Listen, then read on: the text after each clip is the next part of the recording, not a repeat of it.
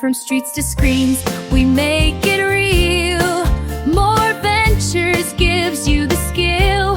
Building others' ventures strong and true. Your success starts here with you.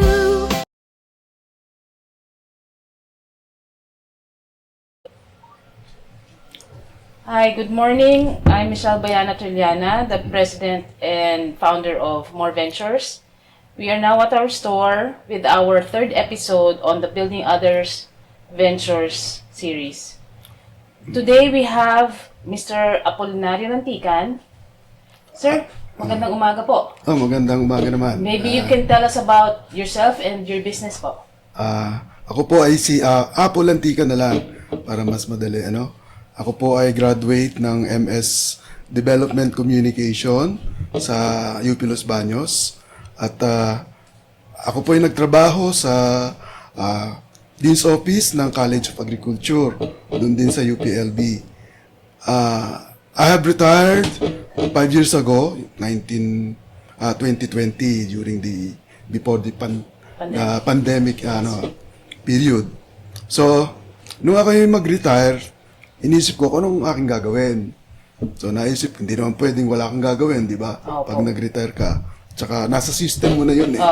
So, since dev ko mga aking field, naisipan ko, mag-put up ng isang maliit lang na publishing business. Kasi yun ang nature ng trabaho ko sa Dean's Office ng College of Agriculture and Food Science. So, nag-put up ako ng isang maliit na publishing business. Ito nga yung DevBright Publishing. Ang nature po nito is more on publishing books, laboratory manuals, and other related publications. So, ibig sabihin po, if kunyari there's a writer here that wants his books published, yes, pwede pong lumapit sa they can inyo. approach me, and we can talk. Kasi, ang problema ng iba dyan, magaling magsulat, kaso, hindi nila alam kung paano i-publish yung kanilang work. Yes. So, sabi nga doon sa isang researcher, a research that is unpublished is almost useless. Yes, sir. Kasi walang makikinabang, walang nakakaalam, di ba?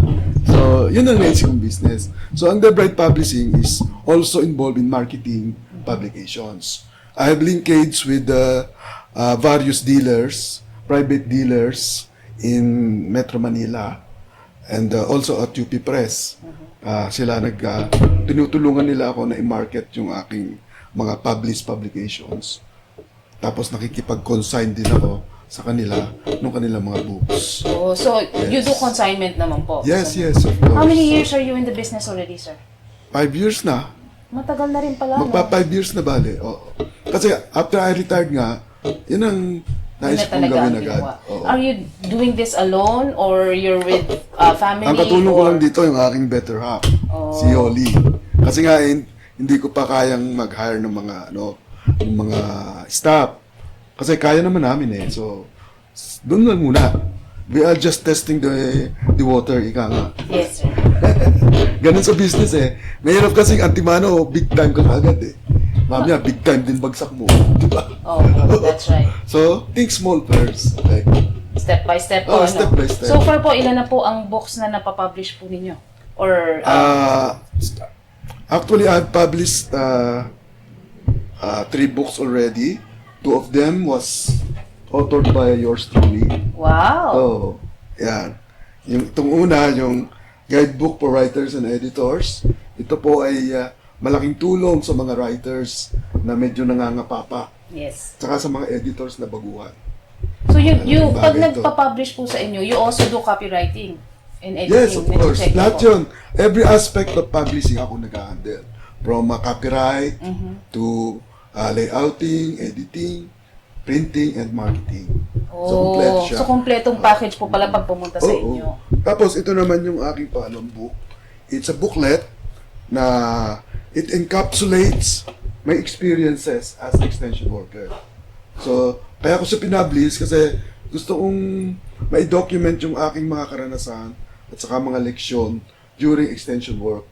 Ano Kasi po I ibig was sabihin? mainly involved in extension work eh. Ano with po the ang farmers, yung mga tipong gano'n. Oh, So okay. dito, mga ano to, maikling kwento ng mga magsasaka, kanilang naging buhay. So, extension of Although Department of karamihan dito- Agriculture. The Oo. College of Agriculture.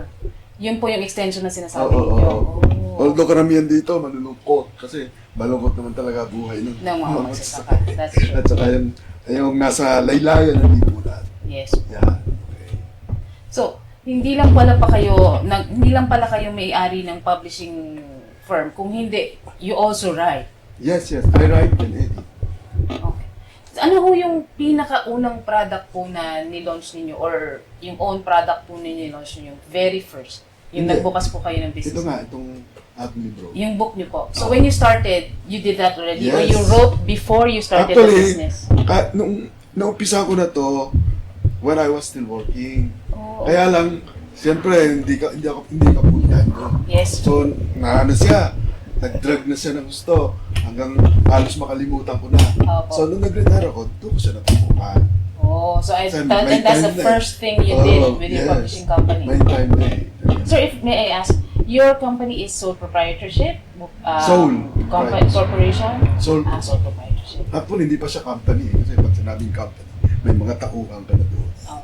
Ano lang siya? Small business. Apo. So it's at Micro home? business. It's at home? Or you really have a Ah, pwesto? Sa ngayon, online yung aking online marketing yung ginagawa ko. Although, nagpa-participate ako sa mga book sale, sa mga trade fair, Yes. kung, diba, sa garden show, yan. Kasasali lang namin dyan. Doon kami nagbebenta ng mga books. At the same time, promoting our books. Oh, okay. So actively pala kayo nagjo-join ng mga Oh. fairs and mga shows. Okay. So ano po yung pinakamahirap na nararasan nyo sa business ninyo? Yung talagang this is unexpected, this is hard. Meron po ba kayo nung naging mauso gano'n? yung online publishing. Oh, Kasi ang yeah. nature ng business ko is more on Hardbound print, o kaya softbound. Hindi, yung kumbaga hard copies. Yung tipong hindi i-copy ng mga books. Yes po. So, siyempre, alam mo naman sa internet ngayon, pag may hindi ka alam, madali mo nang hanapin. So, malaking challenge yun sa amin na nagpiprint ng mga books, nagpapublish ng mga books, yung hard copies. So, yun ang naging namin, main drawback. So, ang ginawa ko na lang doon is, yun nga, through our connections, mga dealers, kahit pa paano yung nakakatulong naman sila para marketing. Have you ever thought of going into e-books po? Hindi pa, kasi yung daming competition din dyan eh. Tsaka, may danger din kasi sa e-books. Pwedeng ma-hack yung yung file, tapos they can print it on their own. No, wala ka ng control, di ba? Yun din ang problem doon. And plagiarism. Oo. At saka kahit naman lumalaganap na yung mga e-publications, marami pa rin naman na gustong printed yung kanilang mga Yes, publications. that's true. Lalo na yung mga seniors. It's always best Oh, to oo. hold the book in your hand. Oo. Kaysa Saka yun. madali siya eh. Mawalan ka man ng Kailangan mo, kuryente, dyan that's lang sa fine. tabi mo. Maubos Eh man ng- pagka e-book, mawala ng kuryente, mag-offline, makakapa ka na. That's right. Di ba? So, yung nag-umpisa po kayo nito hanggang ngayon, sino po yung talagang mga taong ever since nakasama ninyo? Just your wife? Oo, siya kami lang. Tapos, linkage lang with the other dealers. And children po? At Yung saka, children? may mga contact din kasi ako sa may mga contact din ako sa mga dati kong opisina na kasi may group kami doon, communications team. So kung kailangan ko ng layout artist, Oh. yun. So, Kukontakin ko lang nakakapag-outsource yun. din po Oo, kayo kukontakin ko on lang yun. demand. Oo. Kailangan mo ng printer, kukontakin ko din yung dating printer. So, corrections lang. Corrections. Networking. Yung customers ninyo, how do you get them? Are they walk-in or online? Or May walk-in at saka may online. Pero karamihan online. Oh, so that's Oo. Kasi online marketing naman yun. meron ho kayong existing referral sa loob. Like, for example, sa DevCom, meron na kayong existing referral na pag if there's anything that needs to be published sa iyo po nire-refer. Sa mga faculty lang na nakakausap. So, you have that system. Yes. Okay. Ano po yung difference ninyo with other local publishing companies po? Kasi, syempre, hindi naman natin kayo makompare sa big publishing companies. What do you think your business has that they don't? mahirap sagutin yan eh. Kasi pagka malaking company, kompleto na yan. Hindi po. Oo. Ano lang po tayo, Oo. yung small companies, yung Ay, sa surrounding, mga small. opo, yung mga Oo. surrounding publishing companies, businesses din po. Not necessarily publishing. Oo, not necessarily. Kasi Oo. meron po dito ng mga maliliit, di ba? Some of them, they have Yung mga nagpiprint lang, yung mga ganun. Opo, opo. Ah, What Yung what business namin is comprehensive. Kumbaga, it covers everything. Katulad nga sinabi ko, ano ba ikaw, may problema ka sa pagsusulat? Ah. We can do it for you. May problema ka sa sinulat mo, gusto mong i-improve, i-edit, we can do it for you. May problema ka sa layouting, we can do it for you. So, lahat ng facets ng publishing, cover namin. Oh, At that's may mga great. tao kami na pwedeng itap on call basis para matulungan ka on your needs. Oh, so yun po ang ano Yun ang ninyo. You kaibahan have namin. an extensive network Extensive network. na po pwedeng tumulong so on Yes, yes. whatever aspect of publishing Yes, that is yes. needed, from copywriting to editing to Lahat ng ideas. facets ng publishing. The whole 5 years po ng business niyo, have you ever had this like proud moment na wow, nandito na tayo sa level na to, yung mga ganun pong klaseng day? Sa ngayon, masasabi ko lang is medyo umuusad na kami.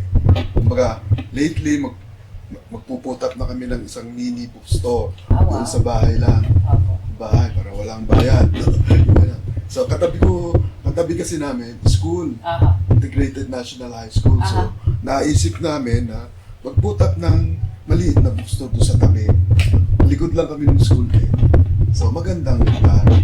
Meron ho kayong tie-ups with other schools or, other places na regularly you provide them services or merong parang retainer kayo or anything? Ang tie-up ko lang sa mga dealers. Oh. Dealers, ano ba, Great Books Trading. Yung Great Books Trading is publisher also. So, nagtutulungan kami.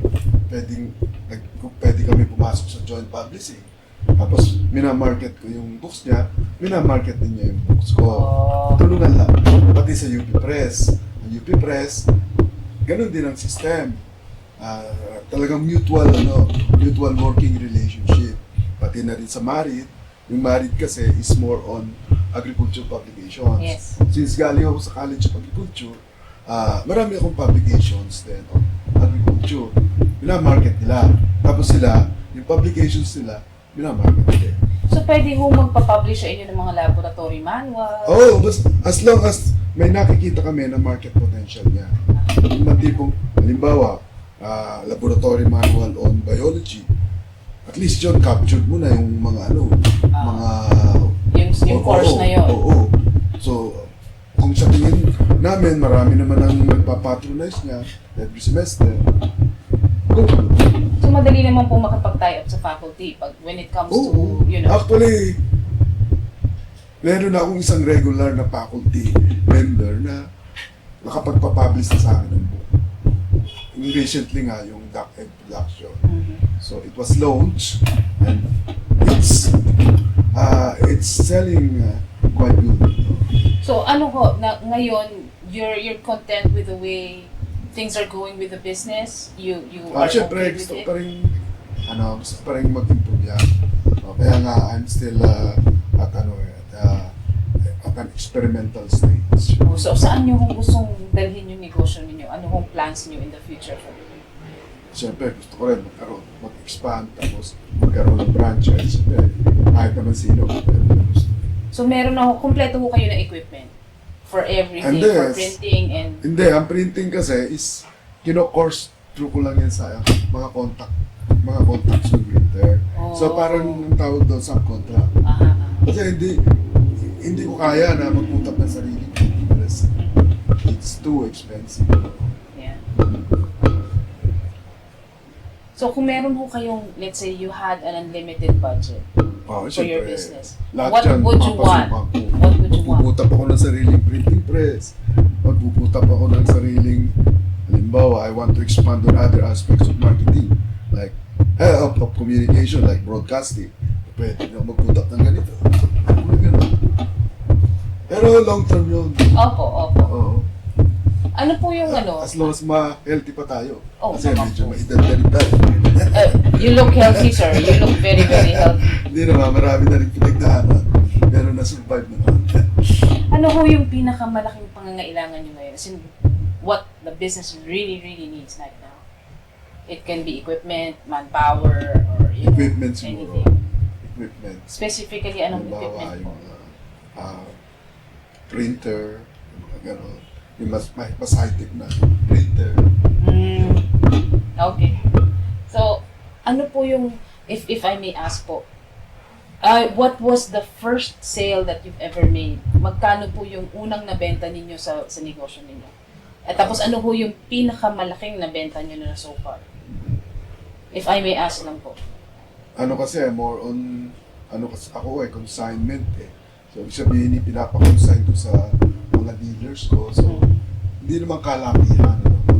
Pero okay lang, at least may margin of profit naman. Ang pinakamalaki kong sale, yung dito sa book ko. Kasi halos paubos na to eh. Oo. That's great. Mahigit pa, kulang-kulang na 100,000 na ang sales nito eh. Wow. Pesos ha, hindi 100,000 Opo. Oo. Tsaka yung book nung Duck Egg Production. Kasi ako, bago ako mag-publish ng isang book, tinitingnan ko siyempre yung market potential. Pero yung very first sale ninyo, yung pinakauna hong na-earn ninyo, how much was it? If I may ask. Liit lang, mga siguro 30 to 40. Pesos? As in 1,000. 30 to 30 1,000? to 40,000. Akala ko naman 30 pesos. So Hindi 40 naman. pesos, nagulat po ako. Hindi naman. Okay. Kulang pa yung pangbili ng kape. Oh. Do you use apps po? Have you ever used an app for your business? Yung sabi niyo po, you do online marketing. Have you ever used an app tapos offered your services on an app? Hindi pa. Hindi ko pa instance po. Would you like to try it po? Are you Pwede. open to trying it? Pwede naman. Yung pati ho yung sinasabi ko po sa inyo earlier na have you tried ebooks? Would you like to explore it po? Are you open Ay, to sa the ngayon, idea of hindi pa ako open sa e-books. I want to concentrate on the printed version talaga? version. Okay. Kung gusto po mag-order sa inyo, saan po kayo pwedeng mahanap? Actually, meron akong Facebook page. Mhm. Tapos, meron din nga akong maliit na bookstore na ipuput up sa lugar ko.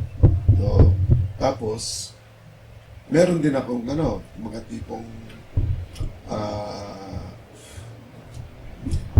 yung mga sa messenger, pwede rin. Gano'n. So, maraming pwede. Iwan niyo po sa amin yung contact details niyo kasi isasama po Oh, namin sure, sa sure. video. Oh, sure. Tapos kasama rin ho ng interview namin sa inyo is post namin ho yung profile ninyo Mm-mm. sa mga websites Okay. namin para kung may added po kayong exposure. So ano ho ang masasuggest nyo sa mga nagustong magnegosyo ngayon? Do you think it's still a good idea to put up a business now in the Philippines? I mean, considering ho yung lahat ng dinaanan ninyo. Ang sa akin lang may sasuggest sa mga aspiring businessmen. Simple lang yan. Think small muna. Think small. Kasi pagka medyo maliit muna yung pangarap, hindi masakit kapag bumagsak eh. Aha. Pag malaki kasing masyado yung pangarap, pag bumagsak ka, nakaka-depress yan. Opo. So, traumatic yan. Baka hindi ka na ulit mag-try ulit. Oo. So, think of it as a trial period. Kung, sige, subukan ko muna ito. Kung magiging successful, sige, dire-diretso lang. Tapos, find your niche. Mhm. Ibig sabihin, huwag kang basta-basta uubak ng hindi mo linya.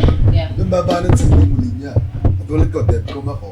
So, tinignan ko yung field na pwede akong mag-excel. Aha. So, yun nga, publishing. Kasi yun ang linya ko eh. Kasi dati, nag-ano ako ng itikan. Hindi ko naman linya yun. Sumabi. So, experience ko yun. Also, you've tried other businesses before. Nung ako'y nagtatrabaho pa. Parang sideline. Opo. Ano na ho ang na-try ninyo, if I may ask? Yun nga, duck farm. Yun lang ho. Yun lang. Oo. Kaya lang, yun nga eh. Hindi ka hands-on eh. Mahirap kasi pag hindi hands-on. So, ngayon talagang mas ano kayo sa Oo. publishing company, Oo. sa publishing business niyo. Oo, kasi kabisado ko yun eh. Ay, parang ang lulusong sa isang field na hindi mo kabisado. Siyempre, chances are babagsak ka rin. Yes, Diba? that's correct. So, know your needs. Define your needs. Okay. Kung may investor po kayo o may partner, would that be better for you?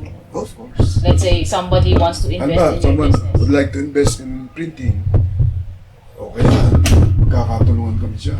So would you be open to having like a partner Sure, of course. or an angel investor for your Of business? course. Any businessman would like to do that. Oh, sure. Oh. So is it okay with you that we would offer your business to angel investors just in case some of them might become interested in Of investing? course, yes. Of course. Pag-uusapan naman yan. Ah, Okay. sige po. Sir, thank you very much for Thank you your time. also. It's nice meeting you po. Good luck to your Thank you. business. To our Kung business. ano ho, kung gusto niyo ho mag-start na ng ganito, yung podcasting po, pwede ho tayong mag-tie up with that. Sige, para... pag-iisipan natin. Sige po. Thank you very much po.